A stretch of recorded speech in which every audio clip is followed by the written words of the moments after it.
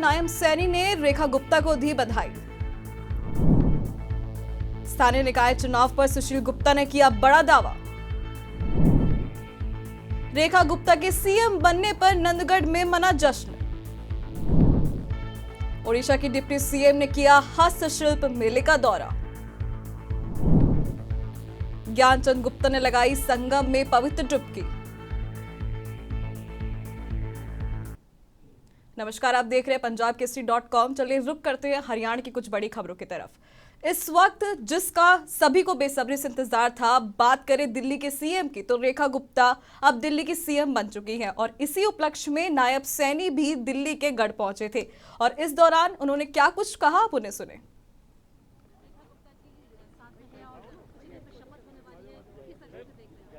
देखिए, मैं रेखा जी को और दिल्ली के पूरे लोगों को बहुत बहुत बधाई देता हूं, शुभकामनाएं देता हूं। दिल्ली के लोगों ने जिस प्रकार का मैंडेट मोदी जी के नेतृत्व के अंदर, मोदी जी की नीतियों के ऊपर मोहर लगाई है और जो एक सरकार लंबे समय से लोगों को प्रलोभन दे करके, झूठ बोल करके यहाँ पर विराजमान थी और लोगों की अपेक्षाओं को जगा करके अपनी खुशियों को जो बढ़ाने का काम कर रही थी, उसको बाहर करने का काम यहाँ के लोगों ने किया है। मैं बहुत बधाई देता हूँ। बनते ही पहले कुछ काम क्या करने वाले आप पार्टी पे करेंगे जरूर। आप नायब सैनी को सुन रहे थे, जो ये कहीं ना कहीं वादा कर रही हैं कि इस बार आम आदमी पार्टी की जो सियासत है वो दिल्ली में साफ हो चुकी है। चलिए रुक करते हैं अपनी अगली खबर का। बात करें हरियाणा में होने वाले निकाय चुनावों की, तो इस वक्त चाहे कांग्रेस हो, बीजेपी हो या आम आदमी पार्टी हो, ये तीनों ही पार्टियां कहीं ना कहीं अपनी प्रतिष्ठा पर दाव चल रही हैं। प्रतिष्ठा का सवाल ना ही केवल सिर्फ बीजेपी के पास है, लेकिन कहीं ना कहीं इस वक्त कांग्रेस भी लगातार मेहनत कर रही है और इसी उपलक्ष्य में आम आदमी पार्टी के जो सियासत में अध्यक्ष रहे हैं सुशील गुप्ता, उन्होंने क्या कुछ बड़े दावे किए हैं निकाय चुनाव को लेकर और अपनी प्रत्याशी को लेकर, आप उसे सुने।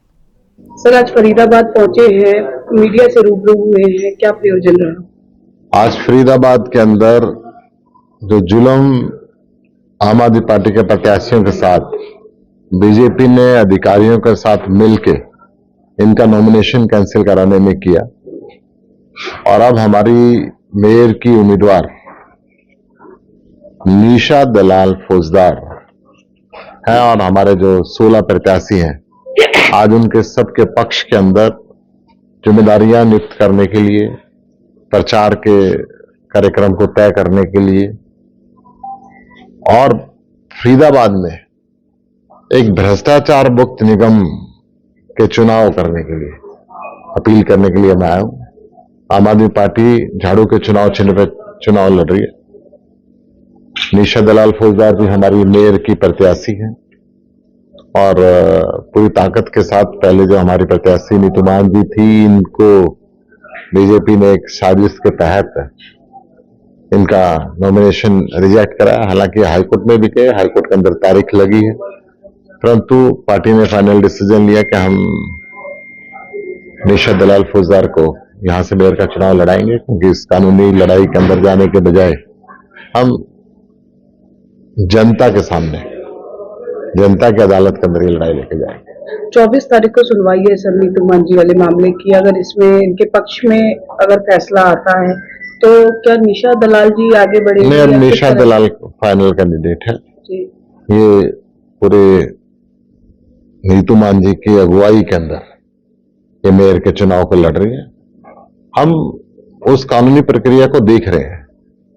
वहां पे हाईकोर्ट में भी हम बीजेपी को एक्सपोज करेंगे, परंतु नीतू मान जी ने कहा कि मैं ये लड़ाई लड़ूंगी, परंतु इस लड़ाई को लड़ते हुए चुनाव के अंदर कहीं बाधाएं ना आए, पार्टी का जो मेयर के कैंडिडेट पे कोई ऐसी स्थिति ना आए, इसलिए खुद नीतू मान जी ने ही अपनी कवरिंग कैंडिडेट के जो रूप में जिनका नॉमिनेशन भरवाया था निशा दलाल फौजदार जी का, उनके समर्थन में अब पूरी पार्टी पूरे फरीदाबाद के अंदर कार्य कर रही है। सर, आपको लगता है कि अगर गठबंधन में निकाय चुनाव लड़े जाते हैं तो स्थिति और बेहतर होती? कांग्रेस के बस की बात अब बीजेपी को आराना नहीं है। ये काम सिर्फ आम आदमी पार्टी कर सकती है। आप आम आदमी पार्टी के प्रदेश अध्यक्ष सुशील गुप्ता को सुन रहे थे, जिन्होंने सिरे से खारिज कर दिया है कांग्रेस के साथ गठबंधन करने पर। लेकिन यहाँ मैं अपने दर्शकों को बता देती हूँ कि हरियाणा विधानसभा चुनावों में एक ऐसा भी वक्त आया था जब कांग्रेस और आम आदमी पार्टी के बीच गठबंधन की बात तक तय हो गई थी, लेकिन ऐन मौके पर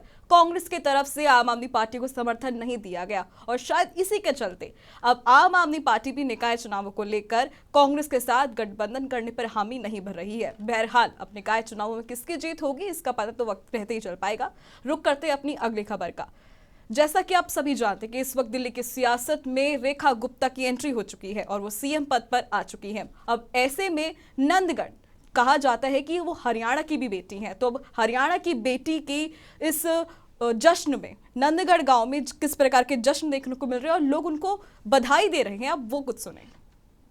और दिल्ली सीएम पद पर रेखा गुप्ता शपथ लेगी। अच्छा, उसके बारे में मतलब इस गांव की लड़की है, उसके बारे में क्या कहना चाहते हैं? उसके बारे में हमने कहा मैं हमारे गांव में पैदा हुई और जब वह शपथ ले है तो हमारा काम उसका स्वागत करके दौड़ाने तो काम में लिया होगा। उनका जन्म यहीं का होता लड़की का? हाँ यहाँ हुआ। अच्छा, तो कितने मतलब पढ़ाई लिखाई उनकी यहाँ हुई है दिल्ली में? नहीं दिल्ली में। जन्म में यहाँ हुआ। अच्छा, तो उनके पापा? उसके पापा जय भगवान नाम है। क्या करते थे? वो बैंक में नौकरी। एक मैनेजर थे। हाँ। तो दिल्ली कब शिफ्ट हुए? मतलब यहाँ गाँव में कितने साल रहे वो गाँव में तो मेरे ख्याल में थोड़े रहे हैं। हाँ हाँ, तो मैं उन हमारा गांव के बसंदे हैं, बनिए हैं।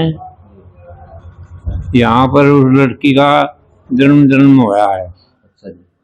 वहाँ फिर अपना दिल्ली चले गए, फिर वहाँ पढ़े हैं, वहाँ मर रहे हैं। आपको कब पता चला कि भाई यहाँ की जो लड़की है, बेटी है, तो सीएम पद पे शपथ लेगी? कब पता चल गया था आपने? हमने ये अखबार में आई जी कम से कम हफ्ता हो गया होगा। कितनी खुशी महसूस कर रहे हैं? कितनी खुशी महसूस कर रहे हैं? गांव खूब खुशी कर रहा है। जब वह सीएम बनती है तो जमाने से उसने बाजा गाजर ने गांव उसकी सम्मानित करके काम में लाया होगा। आपका नाम? प्रेम।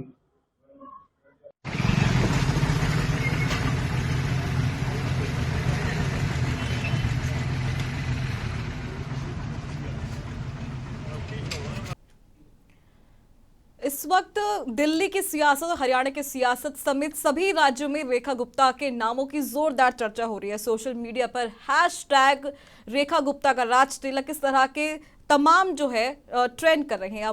लेकिन अब ये देखना होगा कि रेखा गुप्ता के सामने दिल्ली में कितनी चुनौतियां आती हैं और उनके लिए प्राथमिकता वो किन मुद्दों पे सबसे पहले काम करती है। चलिए रुक करते हैं अपनी अगली खबर का।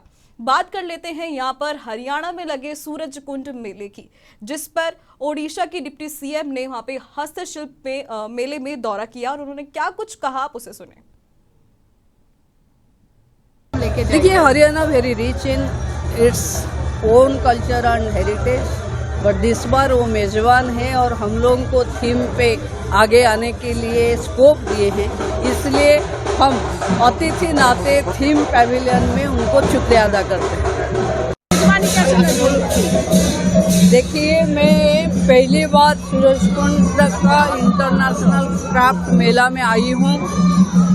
हरियाणा की स्टेट को मैं आभार प्रकट कर रही हूँ कि इतना बड़ा क्राफ्ट मेला जिसपे थीम पर ओडिशा और मध्य प्रदेश हैं, मेजबान हरियाणा को बहुत जितने भी हम शुक्रिया अदा करें वो कम है।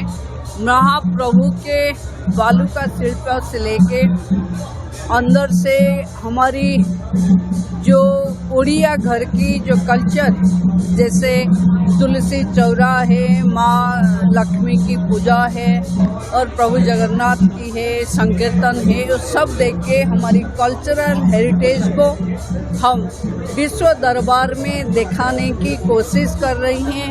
हरियाणा हमको ये स्कोप दिया, इसलिए थैंक यू हरियाणा। मैम,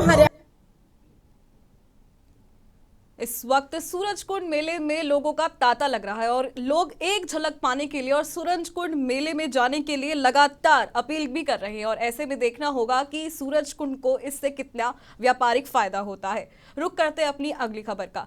अब बात कर लेते हैं हरियाणा से थोड़ी सी आगे चलते यूपी की, जहां पर आस्था की नगरी प्रयागराज की बात कर ले। संगम में तो बीजेपी नेता ज्ञानचंद गुप्ता ने वहां पर आस्था की डुबकी लगाई है और उन्होंने सनातन के डंके पर एक गहरी बात भी कही है। आप उसे सुने, उन्होंने क्या कहा।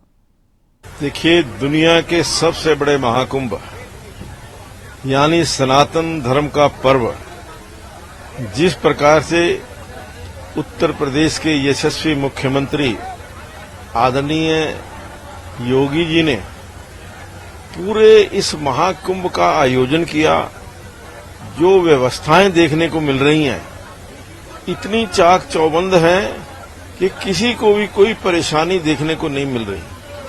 करोड़ों की संख्या के अंदर श्रद्धालु आज महाकुंभ के अंदर आकर के डुबकी लगा करके अपने भगवान को याद करके सनातन की पूजा करके यहां आशीर्वाद लेने के लिए आए हैं।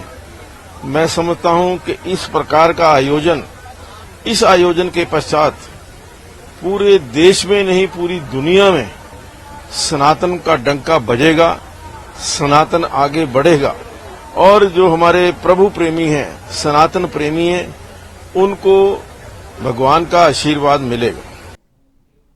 आप ज्ञानचंद गुप्ता को सुन रहे थे, जिन्होंने प्रयागराज में संगम में आस्था की डुबकी लगाई है। फिलहाल मैं दर्शकों को बता देती हूं कि इस वक्त और अब तक संगम में 55 करोड़ से ज्यादा लोग आस्था की डुबकी लगा चुके हैं और ये आंकड़ा लगातार बढ़ रहा है। फिलहाल हरियाणा में आज के लिए इतना ही। देश और दुनिया की तमाम खबरों के लिए आप देखते रहें पंजाब केसरी.com।